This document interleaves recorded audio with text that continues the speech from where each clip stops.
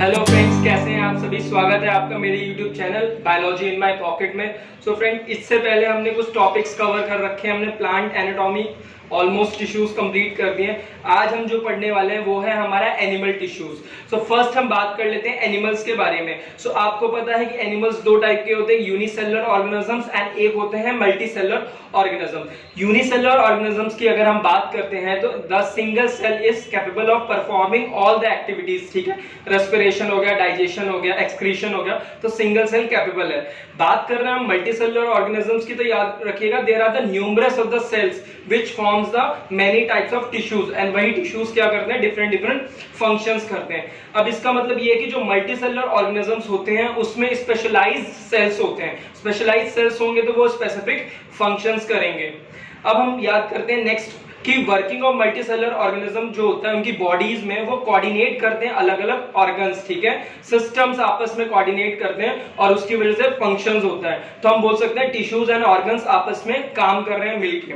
अब एक क्वेश्चन आता है फ्रेंड्स कि हाउ डज इट हैपन, कैसे पॉसिबल है। सो टू अंडरस्टैंड दिस हमें कुछ एग्जांपल्स लेने हैं। ठीक है, तो हम यहाँ पे दो एग्जांपल्स ले रहे हैं। एक है हमारा रेस्पिरेशन एंड सेकेंड हमारा आ जाता है सर्कुलेशन।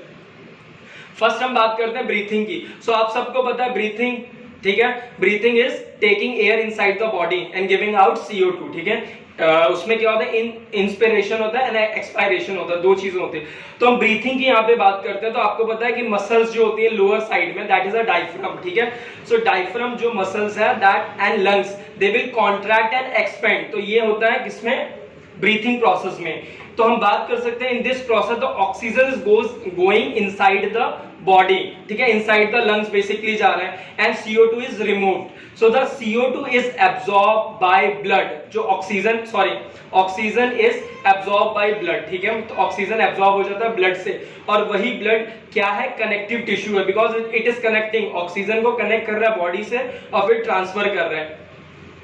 अब हम बात करते हैं यहाँ पे मस्कुलर वॉल ऑफ हार्ट की। सेकंड एग्जांपल लेते हैं हार्ट की जो मस्कुलर वॉल है, हार्ट का बेसिकली फंक्शन क्या होता है फ्रेंड्स, तो ऑक्सीजनेटेड ब्लड को सारे पार्ट्स में भेजना, to all parts of the body. ठीक है, किसके थ्रू, ट्यूब्स के अंदर, it is going enclose in the tube. Okay, and that tube is known as arteries. अब क्या होगा, ऑक्सीजन आपकी बॉडी में जा रहा है, ठीक है, तो आपके अंदर क्या होगा, CO2 भी जमा होगा, टिश्यूज जो होंगे, सेल्स होंगे, वो CO2 को भी निकालेंगे। सो CO2 different parts of the body से कलेक्ट होता है। ठीक है, एंड वापस कहां आता है, लंग्स में, किसके लिए, for the process of purification. और जब भी प्यूरिफिकेशन होगा तो एक सेपरेट ट्यूब्स के थ्रू आता है blood and that are known as veins. Okay, so हम बोल सकते हैं in this way tissues and organs जो आपस में अलग अलग टिश्यूज हैं और ऑर्गन्स वो सारे कोऑर्डिनेट कर रहे हैं ताकि वो अलग अलग फंक्शंस को कर सकें। सो उस हिसाब से अब हम पढ़ने वाले हैं टॉपिक की। मैं थोड़ा आपको समरीज बता देता हूं दोस्त। तो फर्स्ट हमें पढ़ना है animal tissues. So animal tissues को हम डिवाइड करते हैं सबसे पहले एपिथेलियल टिश्यूज में, नेक्स्ट हमारा आता है मस्कुलर टिश्यू, थर्ड हमारा आता है कनेक्टिव टिश्यू एंड फोर्थ आता है, आप बोल सकते हो उसे नर्वस और neural tissues. Okay, so first epithelial tissues में हम देखते हैं, उसमें भी कुछ कैटेगरीज हैं। ठीक है, फर्स्ट देखते हैं simple squamous epithelium. First is the simple squamous epithelium, next is stratified epithelium, third columnar epithelium, fourth ciliated columnar epithelium, fifth cuboidal epithelium and the last is glandular epithelium. अब हम बात कर लेते हैं मस्कुलर टिश्यू की।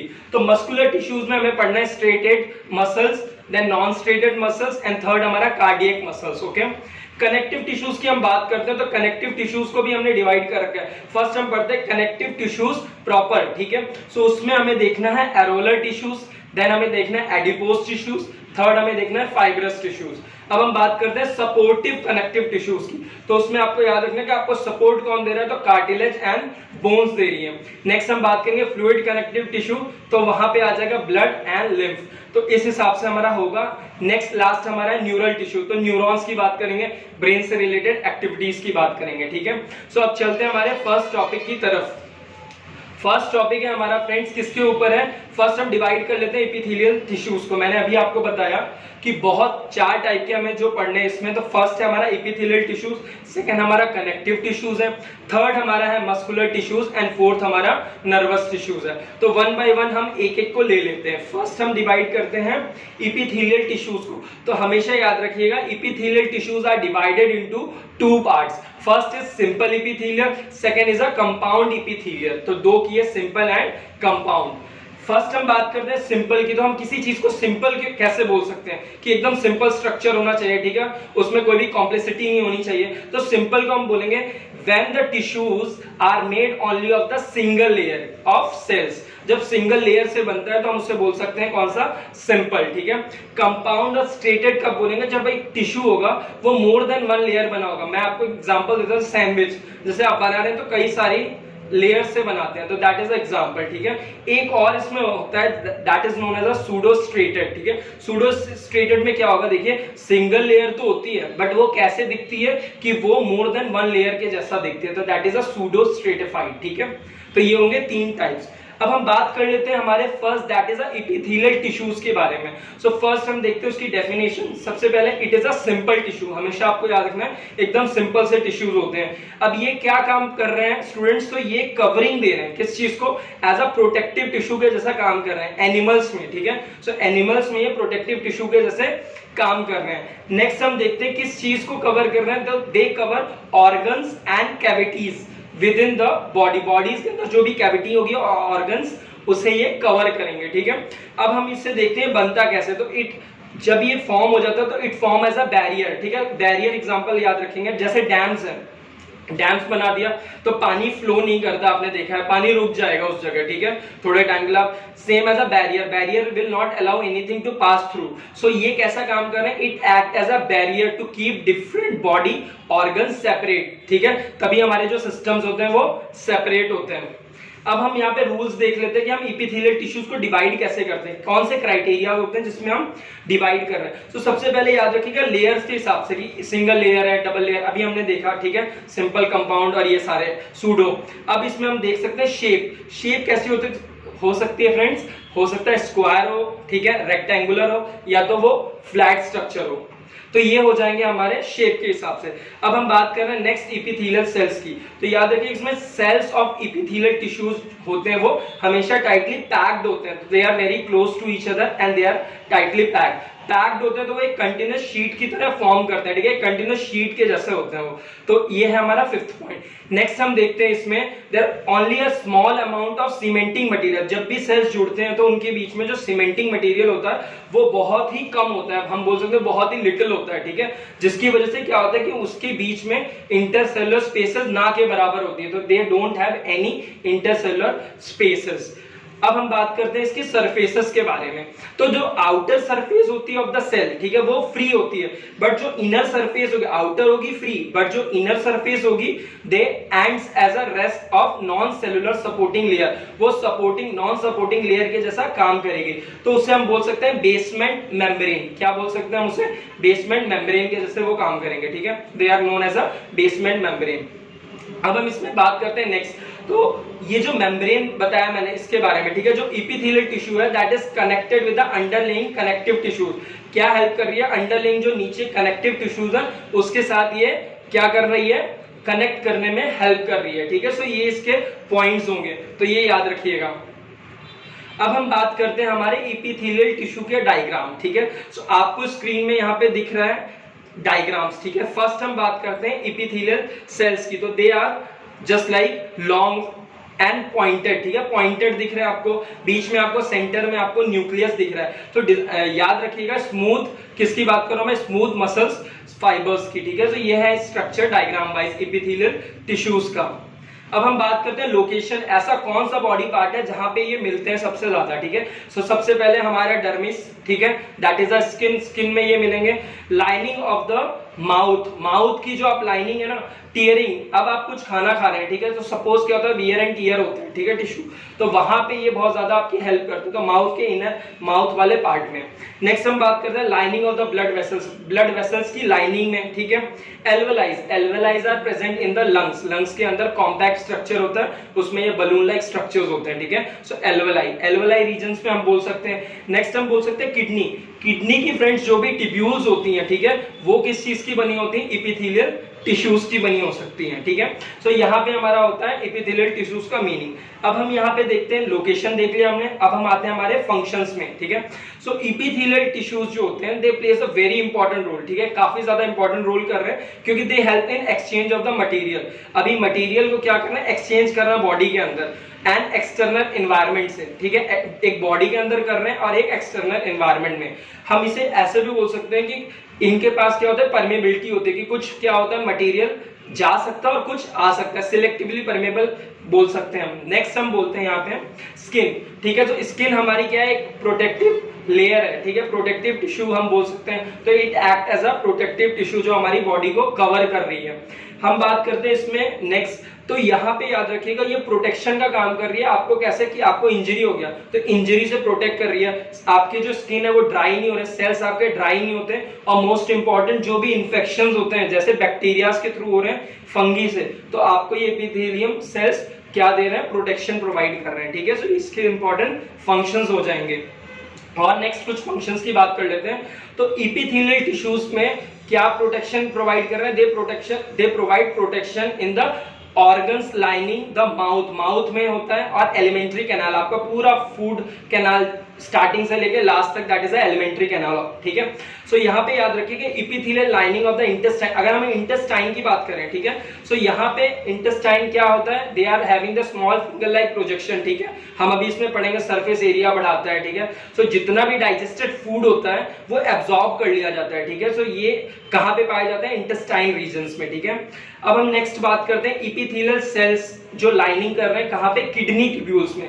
तो वो help किस में कर रहे हैं, दे हेल्प्स इन अल्ट्राफिल्ट्रेशन। देखिए अल्ट्राफिल्ट्रेशन, बॉडी के अंदर आपने पानी पिया, ठीक है, तो आपके अंदर बहुत सारे टॉक्सिक भी हैं, तो क्या मेन काम किडनी का क्या है कि it helps in purifying the blood, okay. So वहां पे जैसे आप स्टिर यूज करते हैं, चाय बनाते हैं, तो आपके पास छन्नी होती है, तो उससे क्या होता है, लिक्विड आराम से पास आउट हो जाता है और जो भी सब्सटेंस रहता है हैवी वो आप रिमूव कर देते हैं, ठीक है। सो ब्लड का भी यही काम है, प्यूरिफिकेशन ऑफ ब्लड। तो जितने भी इंपॉर्टेंट कंपोनेंट्स होंगे ब्लड में, न्यूट्रिएंट्स जो भी होंगे, उससे क्या किया जाता है, एब्जॉर्ब कर लिया जाता है, रीअब्जॉर्प्शन बोलते हैं हम उसे, ठीक है। सो ये हेल्प कर रही है, तो ये बेसिकली हेल्प करता है एब्जॉर्प्शन ऑफ वाटर, तो हम बोल सकते हैं ultrafiltration, it helps in ultrafiltration. और लास्ट में जो वेस्ट प्रोडक्ट बनता है यूरिन, उसे पास आउट कर दिया जाता है, ठीक है। सो ये इसके यूजेस हो जाएंगे। सेंस ऑर्गन की बात करें तो हमारे पास 5 सेंस ऑर्गन्स है, ठीक है। सो एपिथेलियम वहां पे भी पाया जाता है, आपके सेंस ऑर्गन्स में भी पाया जाता है, स्पेशलाइज्ड टू रिसीव स्टिमुलस, ठीक है। स्टिमुलस, आपको किसी ने टच किया, आपने हाथ पीछे कर लिया, क्यों, ताकि आपको वो चीज पता चले, एक्सटर्नल एनवायरनमेंट से कुछ हुआ तो आपको वो, दैट इज अ स्टिमुलस, और आपने उसके हिसाब से अपना रिस्पॉन्स दिया तो आपने हाथ पीछे कर लिया, ठीक है।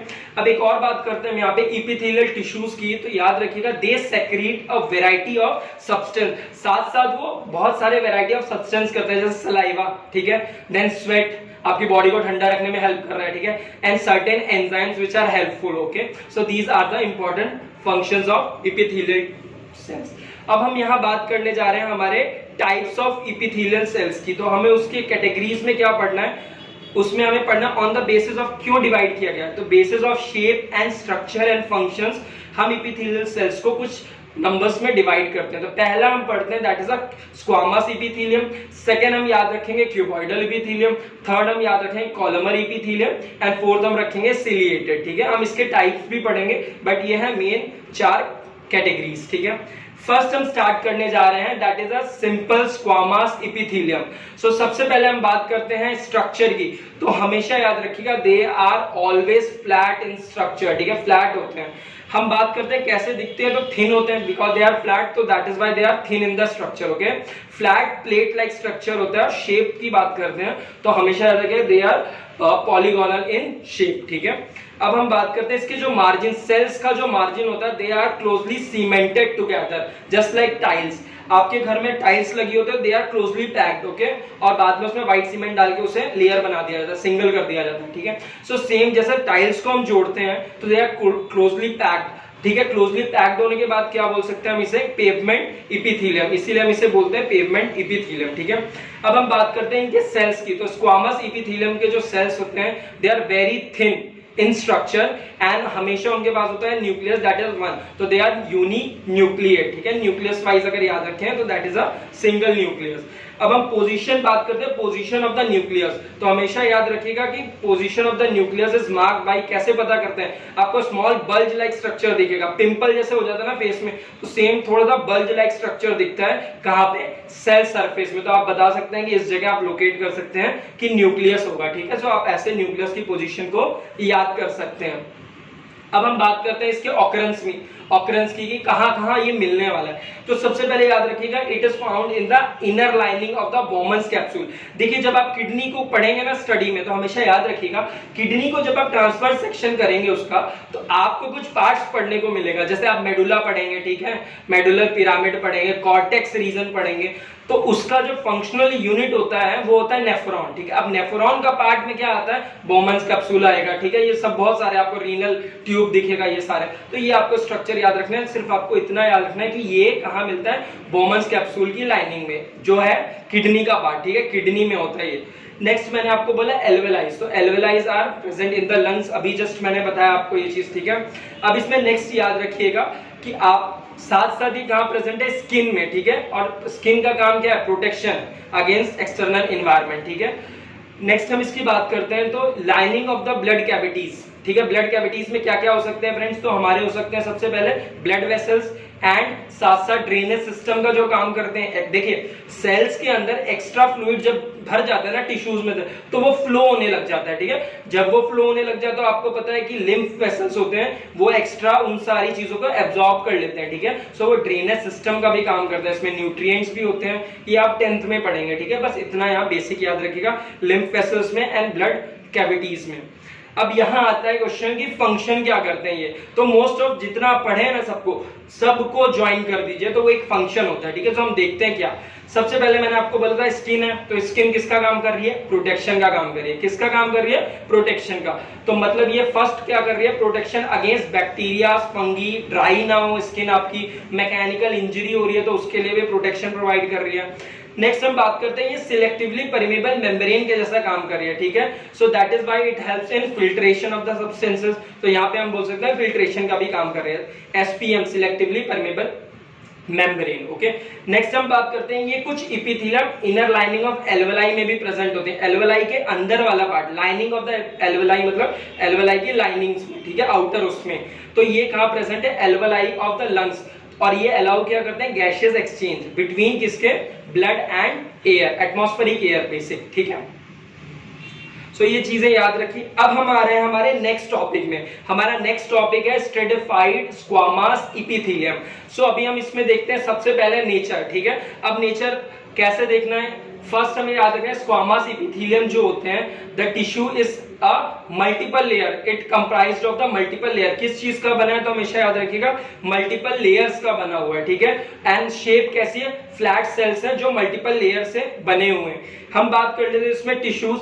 टिश्यू इज नॉट परमेबल, वहां पे क्या था, परमेबल था, बट यहाँ पे क्या है, it is not non permeable, ठीक है। इट इज नॉट परमेबल बोल सकते हैं हम, ठीक है। सो ये प्रोटेक्टिव बैरियर बना रहा है, ठीक है, around the place of the body that are subjected to the loss of abrasions, ठीक है। आपके अंदर मतलब बॉडी में ये किसका काम कर रहा है, basically it provides a protection and act as a barrier, ठीक है।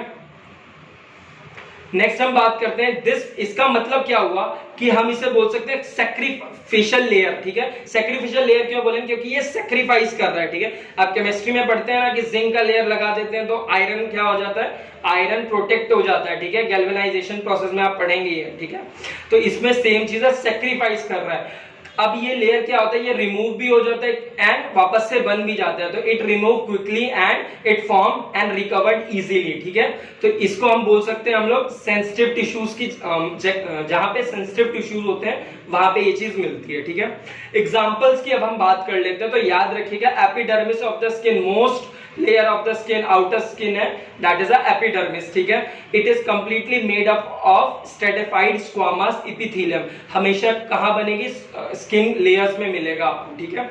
नेक्स्ट आप याद रखिएगा इसमें इसके जो सेल्स होते हैं वो most of which are composed of a layer are completely dead and flat cells. जो कंपोज्ड होते हैं वो कैसे होते हैं, वो डेड होते हैं और वो क्या बनते हैं, क्या स्ट्रक्चर बोला, सॉरी मैंने, फ्लैट, ठीक है, फ्लैट सेल्स होते हैं वो। तो ऐसे करके आप इसके एग्जांपल्स याद कर सकते हैं, ठीक है। अब हम बात करते हैं यहाँ पे हमारे लोकेशन की कि किस जगह ये मिलने वाले हैं। तो पहला आ जाएगा आपको स्किन में मिलेंगे, सेकेंड है आपके external dry surface of the skin cover करता है, तभी आपको ड्राइनेस नहीं होती, ठीक है। थर्ड हम बात करते हैं आपका जो माउथ है ये इसके इनर साइड में, ठीक है, बकल म्यूकोसा एरिया है इनर साइड में, ठीक है। सो वहां पे जब आप फूड खाते हैं ना तो वो बार बार क्या होता है, वेयर एंड टीयर होता है, ठीक है। सो उस जगह आप ये याद रखिए, बकल म्यूकोसा में ये जगह मिलती है inner side of the mouth, यहाँ पे ये स्क्वामस एपिथेलियम मिलता है, ठीक है। सो अब हम बात कर रहे हैं कुछ फंक्शंस की स्ट्रेटिफाइड स्क्वामस एपिथेलियम की। तो हमेशा याद रखिएगा, सबसे पहले स्क्वामस एपिथेलियम जो सेल्स हैं वो अरेंज होते हैं बहुत सारी लेयर्स में। तो वो प्रिवेंशन किस चीज पे कर रहे हैं, वियर एंड टीयर पे। वियर मतलब वियर एंड टीयर, कोई चीज डैमेज हो रही है और बन रही है, ठीक है, तो उसमें ये हेल्पफुल होते हैं। नेक्स्ट हम फ्रेंड्स बात करते हैं, तो मैंने आपको बताया था कि they act as a sacrificial layer, ठीक है, which some time remove and which will come again, ठीक है। So most of sensitive areas में ये प्रोवाइड करते हैं, जो सेंसिटिव एरियाज टिश्यूज होते हैं वहां पे ये चीज मिलता है, ठीक है। नेक्स्ट हम बात करते हैं हमारे स्क्वामस एपिथेलियम सेल्स की। तो ये वाटर प्रूफ होते हैं, सबसे बड़ा इसमें जो फैक्ट है, दे आर वाटर प्रूफ, ठीक है, and highly resistance to the mechanical injury. जो भी मैकेनिकल इंजरी सेल के अंदर हो रही है तो ये उसमें प्रोटेक्शन प्रोवाइड कर रहे हैं टिश्यूज में, ठीक है। सो ये हो गए इसके 3 फंक्शंस। अब हम बात कर रहे हैं हमारे स्ट्रेटिफाइड स्क्वामस एपिथेलियम का। तो यहाँ पे आप उसका डायग्राम देख सकते हैं, ठीक है, और लोकेशंस भी आपको पता चल रहा होगा कि किस किस लोकेशंस में ये है। अब हम सेकेंड हमारा बात कर रहे हैं, तो दैट इज क्यूबॉइडल एपिथेलियम। सबसे पहले हम बात करते हैं स्ट्रक्चर्स के बारे में। सो हमेशा स्टार्ट करते हैं हम कोई भी चीज की शेप से, ठीक है। सो यहाँ पे हम ज्यादा फोर्स दे रहे हैं कि they are cuboidal in shape, cube के जैसा स्ट्रक्चर होता है फ्रेंड्स। और हमेशा याद रखिएगा जो सेल्स होते हैं उसका इक्वल वेट और हाइट होता है, ठीक है, इक्वल वेट एंड इसका हाइट भी इक्वली होता है। हम बात करते हैं इसके न्यूक्लियस के बारे में। सो हमेशा याद रखिएगा ये होते हैं यूनी न्यूक्लिएट, ठीक है। कैसे होते हैं, यूनी न्यूक्लिएट। और जो न्यूक्लियस होगा वो एकदम सेंटर में आएगा, ठीक है। किसी को गोली मारता है डॉक्टर, सॉरी पुलिस वाला, मैं डॉक्टर बोल रहा हूँ, पुलिस वाला, तो कहाँ मारता है, एकदम सर के बीचों बीच भी, ठीक है। So that is a centre point. तो ऐसे करके आप याद रख सकते हैं। जरूरी नहीं है कि आप एकदम बुक का ही रटे, ठीक है, आप नॉर्मल लैंग्वेज में भी बहुत कुछ सीख सकते हैं, ठीक है। मैं इतना फोर्स भी नहीं करता कि तुम बुक का रटो, पर ये है कि अगर आप पढ़ रहे हैं थोड़ी मस्ती होनी चाहिए, ठीक है। अब हम स्टार्ट करते हैं इसका नेक्स्ट की क्या प्रॉपर्टी है। तो याद रखिएगा जो स्क्वामस एपिथेलियम सेल्स होते हैं वो हमेशा, जो क्यूबॉइडल एपिथेलियम की हम बात कर रहे हैं, they are similar in appearance, हमेशा एक जैसे दिखते हैं। मतलब वो आप अगर सरफेस व्यू याद करेंगे तो वो पॉलीगोनल इन शेप था, तो ये भी पॉलीगोनल इन शेप होगा, ठीक है। तो शेप वाइज हमने बात किया। अब हम बात करते हैं मिलता कहां पर है बॉडी में, ठीक है। इतना बड़ा शरीर है, पर शरीर के किस एरिया में मिल रहा है, बॉडी के पार्ट्स में। तो यहाँ पे हम याद करते हैं किडनी को, ठीक है। सो लाइनिंग ऑफ किडनी में मिलेगा। कलेक्टिंग डक्ट, कलेक्टिंग डक्ट का मतलब पता है ना कि कोई चीज कलेक्ट कर रहा है, तो ये कलेक्टिंग डक्ट में मिलता है। कलेक्टिंग डक्ट में यूरिन भी कलेक्ट होता है, लास्ट में वो निकल जाता है, ठीक है, यूरिनरी ब्लडर में स्टोर होता है लास्ट में। अब हम बात करते हैं यहाँ पे सलाइवरी ग्लैंड्स में, ठीक है। देखिए सलाइवरी ग्लैंड्स में भी मिलेगा। साथ साथ एक चीज और सुन लीजिए कि सलाइवा होता है, मंदिर में देखे ना लोग कि लोग प्रसाद खा लेते हैं डायरेक्ट ही हाथ वाथ धुले हुए, ठीक है, तो भाई वो गंदगी चली जाती है शरीर के अंदर। बट आपको पता है कि सलाइवा में क्या होता है, लाइजोजाइम्स एंजाइम्स, ठीक है, उसका काम ही होता है कि भैया तुम बाहर से किसी चीज को ला रहे हो तो उसको साफ कर देने का, तो आपकी बॉडी को बहुत ज्यादा प्रोटेक्शन प्रोवाइड कर रहा है। और उससे छूट गया तो कहाँ जाएगा, पेट के अंदर। पेट के अंदर क्या है बेटा, स्टमक। स्टमक में क्या है, स्टमक में आपके HCl, वहां से उसकी डेथ हो जाएगी माइक्रो ऑर्गेनिज्म की, ठीक है। तो आप ऐसे सेफ रहते हैं। नेक्स्ट हम बात करते हैं यहाँ पे inner lining of the sweat gland. देखिए अभी पसीना आ रहा है मुझे, स्वेट ग्लैंड, ठीक है। नेक्स्ट है mammary gland. Mammary glands are active in females, ठीक है, mammary glands are active in females. And कब एक्टिव होता है, during the time of lactation, ठीक है, लैक्टेशन पीरियड होता है, ठीक है। So a mother start producing the milk. Next हम बात करते हैं पैंक्रिएटिक डक्ट्स की, ठीक है। सो पैंक्रिएटिक डक्ट में भी ये चीज होती, प्रेजेंट होती है, ठीक है। सो आप याद रखिएगा लोकेशन वाइज। अब हम बात कर लेते हैं यहाँ पे हमारे फंक्शन की, ठीक है। सो क्यूबॉइडल एपिथेलियम जो सेल्स होता है वो फंक्शन क्या कर रहा है, तो मेन बात है वो एब्जॉर्प्शन कर रहा है, नंबर 1, किसी चीज को बना रहा है तो सेक्रीशन कर रहा है, और तीसरी चीज रिमूव कर रहा है, मतलब ये एक्सक्रीशन भी कर रहा है, एब्जॉर्प्शन भी कर रहा है एंड सेक्रीशन भी कर रहा है, ठीक है। नेक्स्ट हम बात करते हैं, तो नॉर्मल सी बात है, टिश्यूज है तो ये क्या प्रोवाइड कर रहा है, मैकेनिकल सपोर्ट प्रोवाइड कर रहा है, ठीक है। आपको डायग्राम आप देख सकते हैं यहाँ पे आपके स्क्रीन में, तो आपको वो शेप दिख रही है कि कैसी शेप है, ठीक है। सो मैंने बताया था width and height is equal, तो आप वहां पे वो चीज देख सकते हैं डायग्राम। सो अब चल रहे हैं हम हमारे थर्ड पार्ट की तरफ, जो है कॉलमर इपिथेलियम। जैसा कि आप देख रहे हैं diagram, so this is the structure of columnar epithelium. अब हम बात कर रहे हैं इसके नेचर की। तो कॉलमर इपिथेलियम्स याद रखिएगा, they are pillar like cells. Pillar के जैसे होते हैं, जो लॉन्गर भी होते हैं, इक्वल और ब्रॉड भी होते हैं स्ट्रक्चर वाइज, ठीक है। न्यूक्लियस की हम बात करते हैं, तो न्यूक्लियस आप याद रखिएगा जो बेस में होता है, nucleus is present near the base, तो हम इसे बोल सकते हैं वो इलोंगेटेड होता है and it is like close to the base. Sometime हम इसमें बात कर लेते हैं, जो इसका आउटर सरफेस होता है उसमें हेयर लाइक प्रोजेक्शन होता है, ब्रश लाइक बॉर्डर जिसे हम बोलते हैं, ठीक है। सो जब आप इसका सरफेस व्यू देखेंगे तो आपको वो चीज दिखेगी जिसे हम बोलते हैं हेयर लाइक प्रोजेक्शंस भी हम बोल सकते हैं। और कहां पर होता है ये? आउटर सरफेस ऑफ इपिथेलियम्स में। अब हम बात कर रहे हैं इसके लोकेशन की। तो लोकेशन में वाइज मतलब ये कहां कहां पाया जाता है, तो सबसे पहले हम बात करेंगे इसकी लोकेशन की। So they are found in the parts which are responsible for absorption. Number 1 absorption होगा। नेक्स्ट याद रखिएगा सेक्रीशन होगा, किसी भी चीज का सेक्रीशन हो रहा है, ठीक है। इसका मतलब सेक्रीशन कहां होता है?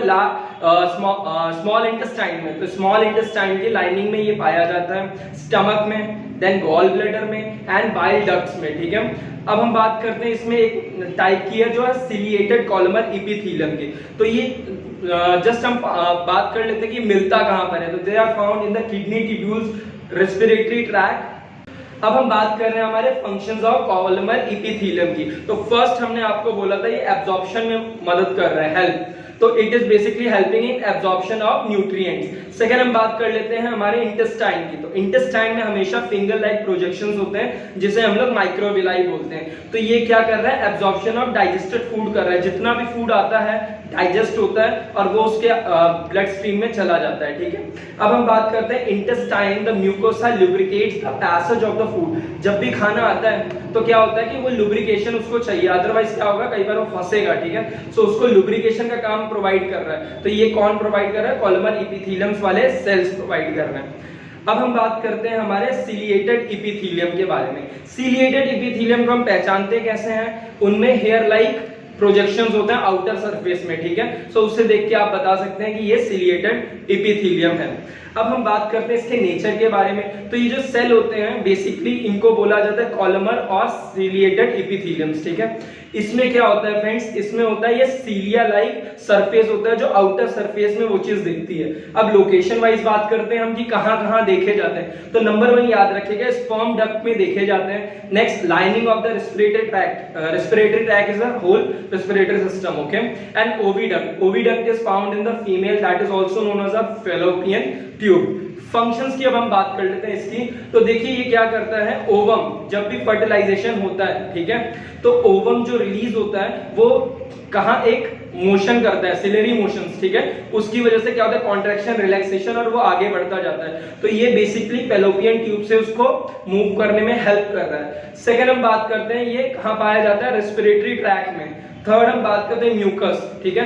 आपकी नोज के अंदर जो म्यूकस पार्टिकल्स हैं, म्यूकस है जो सेक्रीट होता है, तो उसमें जब भी डस्ट जाता है तो म्यूकस जो लिक्विड होता है, आप लोग वॉशरूम्स में हम मॉर्निंग में जाते हैं तो वो निकाल देते हैं, वो काफी सारी चीजें वो सेक्रीट होता रहता है, ठीक है। तो उससे क्या होता है, हेल्पफुल क्यों है, क्योंकि जितने भी डस्ट पार्टिकल आपकी नोज के अंदर आ रहे हैं या तो माइक्रो ऑर्गेनिजम्स आ रहे हैं उसको ट्रैप कर लिया जाता है, ठीक है। तो ये इसके बहुत ही इंपॉर्टेंट फंक्शंस हैं। अब हम बात करते हैं हमारा फिफ्थ टाइप जिसे बोलते हैं ग्लैंडुलर इपिथेलियम, ठीक है। ग्लैंडुलर इपिथेलियम का आपको डायग्राम दिख रहा है, so this is about glandular epithelium diagram, okay. अब हम बात करते हैं नेक्स्ट पाया कहां जाता है, तो थोड़ा सा हम पता कर लेते हैं। आईज के पास और स्किन्स में पाया जाता है, ठीक है। अब हम बात करते हैं इसके नेचर के बारे में, इसके फंक्शंस के बारे में। तो सबसे पहले हम देखते हैं इसका नेचर, ठीक है।